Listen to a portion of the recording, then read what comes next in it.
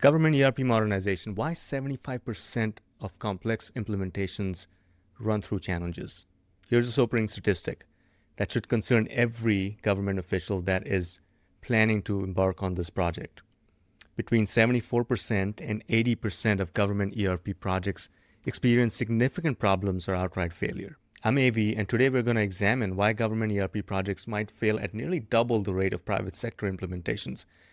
More importantly, what can you do to avoid becoming another statistic?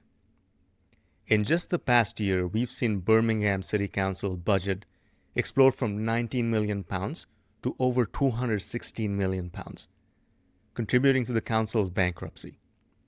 Cook County, Illinois' modernization effort expanded from $75 million to over $250 million. The University of Massachusetts system failure prevented 24,000 students from registering for class. These are not isolated incidents. They represent predictable patterns that government leaders can identify and prevent. Today, I'll show you the 5 root causes behind 75% of government ERP failures and give you a practical framework to avoid these costly disasters. Let's start with the scope of this crisis. While private sector ERP implementations may fail at rates around 40%, government projects fail at 74 to 80%, according to McKinsey and BCG research. Now, it depends on what success is defined as and how you're calculating these statistics, but they seem to be in the realm of possibility. The financial impact is staggering. Government ERP costs overruns average 323% above original budgets, more than triple initial projections. That's not a minor variance, that's a systematic problem.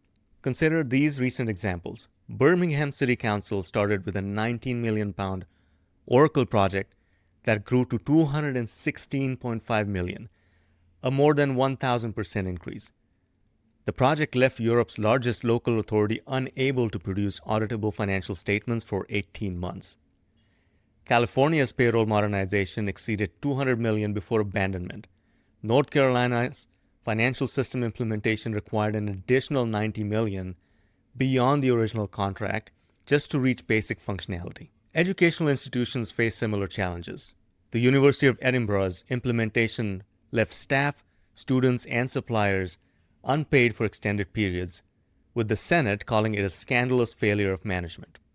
Sacramento School District's system never exceeded 70% of quality ratings during testing, resulting in a $5.2 million lawsuit. These failures share common patterns, regardless of which vendor or specific technology was chosen. The problem isn't with individual companies, it's with how government organizations approach complex technology transformations.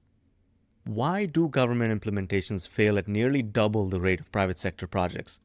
The answer lies in unique complexity factors that commercial vendors consistently underestimate. First, fund accounting. Government entities operate with specialized accounting requirements that differ fundamentally from commercial practices. They must track multiple funds simultaneously: general funds, special revenue funds, debt service funds, each with separate compliance requirements. Most commercial ERP vendors lack deep expertise in fund accounting. They design systems for single entity profit tracking, not the complex multi-fund structures required by GASB standards. That's Government Accountability and Standards Board. Second, regulatory compliance. Government organizations must meet GASB requirements, GAAP standards, federal reporting mandates, and often state-specific regulations. These aren't optional features, they're legal requirements. Commercial ERP systems require extensive customization to handle these compliance demands, which immediately violates the adopt, not adapt principle that leads to successful implementations. Third, the procurement process itself creates systematic problems. Public bidding requirements designed for transparency often favor lowest cost proposals over best fit solutions. This encourages vendors to submit unrealistic bids, knowing they can recover costs through change orders and scope expansions once the contract is signed. It's a structural problem that pits transparency against effectiveness. Fourth, decision-making complexity. Government projects involve multiple stakeholders with varying priorities. Committee-driven decisions extend timelines and create accountability voids where no single person owns project success. Unlike private companies where a CEO can make rapid decisions, government implementations require consensus building among elected officials, department heads, citizen groups, each with legitimate but often conflicting interests. Finally, change management challenges. Government organizations typically experience lower staff turnover, meaning employees may have decades of experience with legacy systems and established processes. Without robust change management strategies, implementations face extreme organizational resistance from knowledgeable staff who understand current workflows better than external consultants. Analyzing hundreds of government ERP implementations reveals 5 primary failure patterns. Understanding these patterns help organizations identify and prevent problems before they become disasters.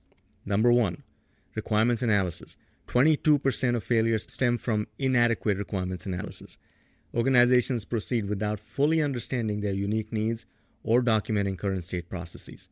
Government entities operate with specialized requirements like citizen service obligations, transparency mandates, and multi-jurisdictional reporting that differ fundamentally from commercial implementations.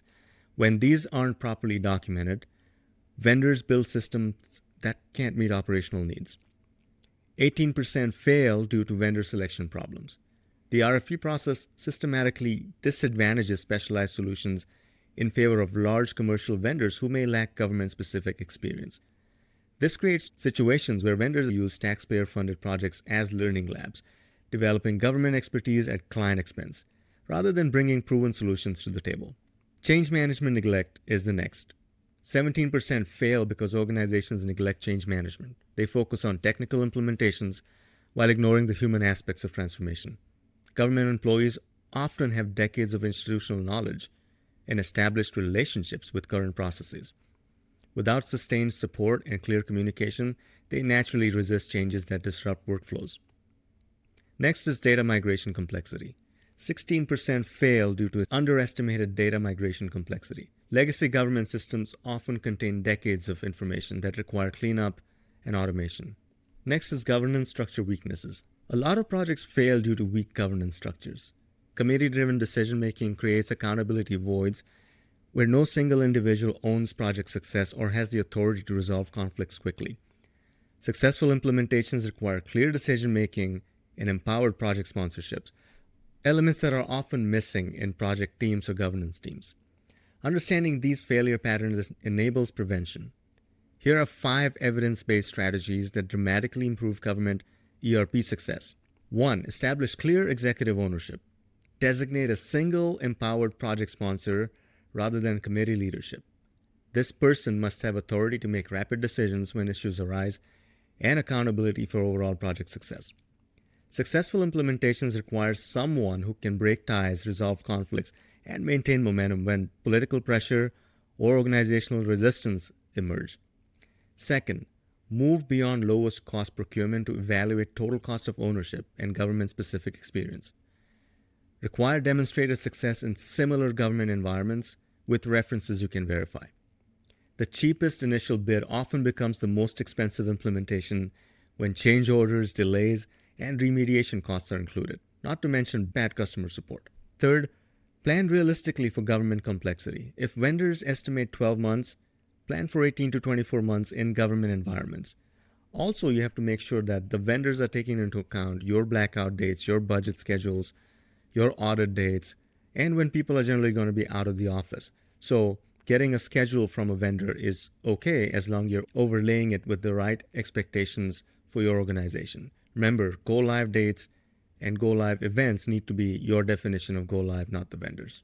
Budgeting accordingly and setting realistic expectations from the beginning is super key.